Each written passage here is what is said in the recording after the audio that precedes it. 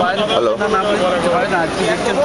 সোনিয়া গান্ধী হ্যাঁ হ্যাঁ, আমি ভাই দিলে ভর্তি হয়ে যাবে। পথে নামাটা তো কিছু অন্যায় নয়। চন্দনদা আপনার আছে, যে নারকীয় পরিস্থিতির সৃষ্টি হয়েছে, রাজ্যে যে দুর্যোগ চলছে সেটার বিরুদ্ধে মানুষের প্রতিবাদ ধুমায়িত করছে। সাধারণ মানুষকে বিপুল পরিমাণে সাড়া দিয়েছে, তাদের সাহস যোগাচ্ছে, তারা যদি সুস্থভাবে বাঁচতে পারেন এই কারণে আমরা পথে নেমেছি। নন্দীগ্রাম সিন্ধুর সময় দেখা গিয়েছিল বিদ্যুৎরা পথে নেমেছে, আবার এই পরিবর্তনের পরও আপনাদের পথে নামতে হচ্ছে, কি বলবেন? কিছু বলার নেই। আমি ওই নন্দীগ্রাম সম্বন্ধে কিছু বলবো না, কারণ তখন আমি বিচারপতি সেখানে কেন মানুষ পথে নেমেছেন আমি জানি, যোগাযোগ ছিল, ওটা আলাদা পরিস্থিতিতে, এটা আলাদা আসুন। খুব পরিষ্কার কথা, আগে যেটা অন্যায় ছিল সেটা যখন এখন হচ্ছে, আরো বেশি হচ্ছে, এটাও অন্যায়। আগে যেটা অন্যায় ছিল, আমি বর্তমান শাসক দল আসার পরে সেটা আমার কাছে অন্যায় থাকবে না, অন্তত সেটা আমি বিশ্বাস করি। অত্যাচার এবং যে অত্যাচার পশ্চিমবাংলার বুকে চলছে এটা অচিরেই বন্ধ হোক, সেই জন্যই রাস্তায় নামা। এটা কোনো বুদ্ধিজীবীদের মিছিল বলে যারা কটাক্ষ করছেন এরকম কিছু নয়। প্রত্যেক মানুষ এই মিছিলে আসুক, এটা আমরা চাই, এবং এসছেনও, বহু মানুষ এসছেন, আপনারা দেখতে পাচ্ছেন। সুতরাং বাংলার প্রতিটি ঘরে ঘরে যেভাবে এরা চিঠি প্রদর্শন করছে সেটা বন্ধ হোক,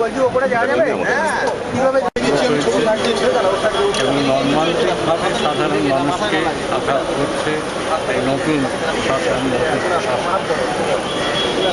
ধর্ষণ, গণতন্ত্রের একেবারে গণতন্ত্রকে চুরমার করা, একদলীয় স্বৈরশাসন,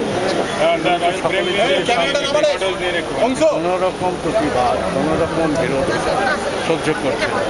এই ধরনের যে হিটলারের সেইটার প্রতিবাদে মানুষ ডাকছে, মানুষ তৈরি হচ্ছে, সেটা আমরা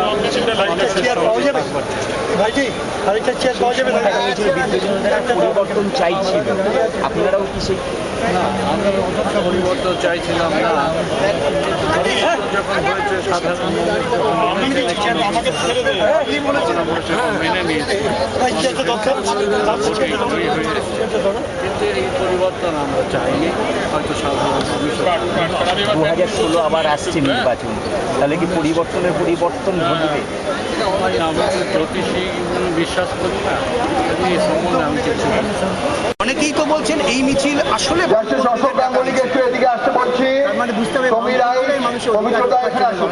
আনন্দদেব বাবু আছেন, আনন্দদেব বাবু আসুন। তারা ঠিক মনে করছেন, তার কারণ বামপন্থীরাই মানুষের অধিকার রক্ষার লড়াই করেন, কিন্তু এই মিছিলে বামপন্থী ছাড়াও একটা কথা শুধু বলার দরকার আছে, আমরা আবার ঘোষণা করছি, এখানে কোনো বিশিষ্ট জন বিশেষ নেই, আমরা সবাই বিশিষ্ট জন, যারা এসেছেন তারা বিশিষ্ট জন, যারা পশ্চিমবঙ্গে ফিরে আসবে না, পশ্চিমবঙ্গে ফিরে আসবে জনগণের উদ্যোগে, এখানকার মানুষের নাগরিক অধিকার ফিরিয়ে এনে তাকেও ফিরে আসবে।